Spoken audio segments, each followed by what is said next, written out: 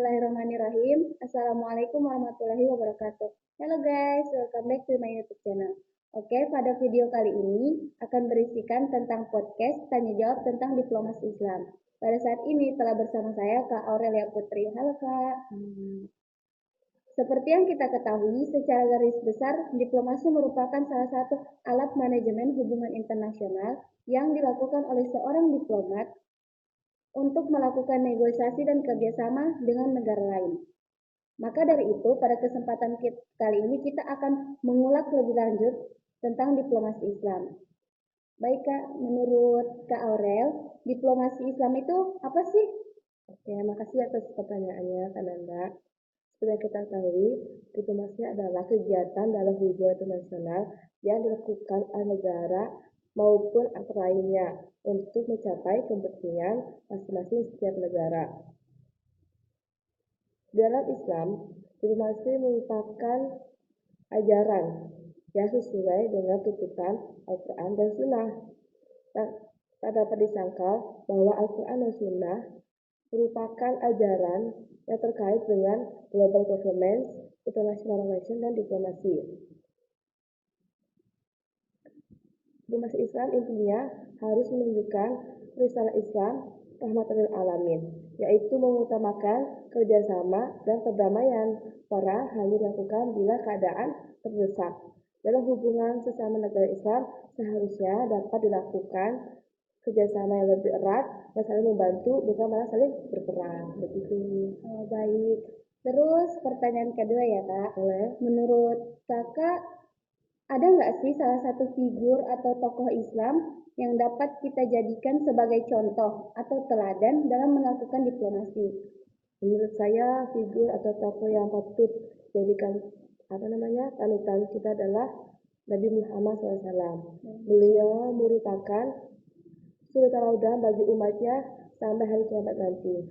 Beliau dalam melakukan diplomasi yaitu dengan cara berdakwah. Beliau berdakwah itu selama 23 tahun lah, paling lamanya gitu, pada Mekah sama ke Madinah. Begitu. Terus selama beliau melakukan diplomasi yang lamanya itu 23 tahun, apa aja sih diplomasi yang telah dilakukan Rasulullah pada masanya? Jadi kalau di periode Mekah ini kan selama 13 tahun. Beliau itu melakukan dakwah atau diplomasi itu berbagai macam. Dakwah individu, kelompok, sama dakwah kepada negara. Kalau individu ini ketika beliau disebut dakwah berdiam-diam, yang dimana beliau mendapatkan wahyu dari Allah pertama kalinya di Gua Hira soal Alaq ayat 1-5, yang dimana beliau itu menyuruhkan untuk mengajarkan agama Islam kepada orang terdekatnya, salah satunya yaitu istri beliau, Khadijah. Yang kedua itu dakwah secara perangan, yang dimana beliau itu membentuk kelompok yang isi para sahabat beliau seperti Abu Bakar, Umar, Utsman, dan lain-lainnya, yang dimana beliau itu kayak membentuk figur beliau itu bisa berdakwah dalam menghadapi tantangan-tantangannya. Yang ketiga, dakwah dalam bentuk negara, di mana beliau itu melakukan pengiriman risalah kepada negara-negara besar seperti Bizantium gitu. Walaupun beliau ditolak secara mentah-mentah, walaupun yang diutus putranya ke kerajaan itu kafir tetap dibunuh, tapi beliau tetap sabar dalam menyiarkan agama Islam terhadap orang-orang kafir tersebut. Terus pertanyaan selanjutnya ya Kak, ada nggak sih tantangan dan rintangan yang dihadapi oleh beliau selama beliau itu melakukan diplomasi baik kepada masyarakat muslim ataupun non-muslim? Kalau di Mekah sendiri kan seperti kita ketahui, Arab itu kan dulu jahiliyah kan ya, sudah berhala, sudah diatur, bawa buka, foya-foya. Nah, Nabi ini diutus di Mekah karena untuk memberikan rahmatan lil alamin kepada para masyarakat Mekah. Nah, ketika itu Mekah kan dalam keadaan bodoh, tak tahu Tuhan itu siapa, yang mesti berhala. Nah, ketika itu Nabi ketika berdakwah pasti dapat tantangan gitu kan, termasuk paman beliau Abu Lahab yang gak percaya bahwa Tuhan, gak percaya sama Allah gitu. Pertanyaan selanjutnya Kak, ada nggak sih tantangan dan rintangan yang dihadapi beliau selama melakukan diplomasi, terutama melakukan diplomasi pada zaman jahiliyah?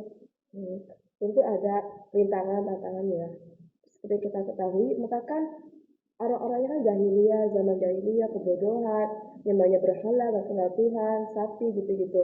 Nah, Nabi Muhammad diutus ke Mekah ini untuk berdakwah kepada kaum-kaum kafir tersebut gitu. Dakwah beliau sebenarnya tadi ada 3 tahapan, diam-diam, terang-terangan, baru ke negara. Nah, kalau di Mekah ini beliau itu secara diam-diam. Soalnya gak, gak mungkin beliau tuh langsung belak-belakan kasih ceramah gini-gini ke orang lain, ke masyarakat Arab tersebut, karena nggak tentu semua masyarakat Arab itu menerima masukan atau dakwah-dakwah dari Nabi. Seperti pamannya sendiri kayak menolak namanya Islam gitu kan, apa kafir gitu, kayak nggak percaya sama Allah gitu. Pokoknya ya udah, berhala itu segala-galanya bagi Abu Lahab namanya gitu. Nah, walaupun kita tahu ya, Nabi Muhammad itu pernah dilakukan kotoran, terus dipenggal, terus tapi beliau tetap sabar gitu, sabar waktu berdakwah, walaupun cobaannya gitu.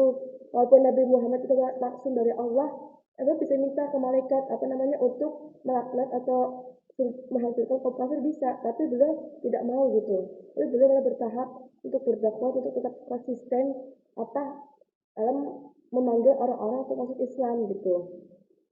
Terus kalau yang di Madinah ini, alhamdulillah kan disambut oleh kaum Ansor gitu loh. Beliau diterima dengan baik, raja-raja di sana gitu. Nah, di Madinah ini mulailah beliau mendapatkan 12 orang untuk siap berdakwah di Mekah.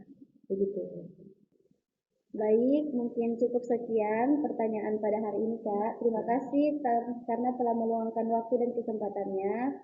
Oke guys, mungkin cukup sekian video kali ini. Terima kasih telah menonton. Syukron. Wassalamualaikum warahmatullahi wabarakatuh. Dadah.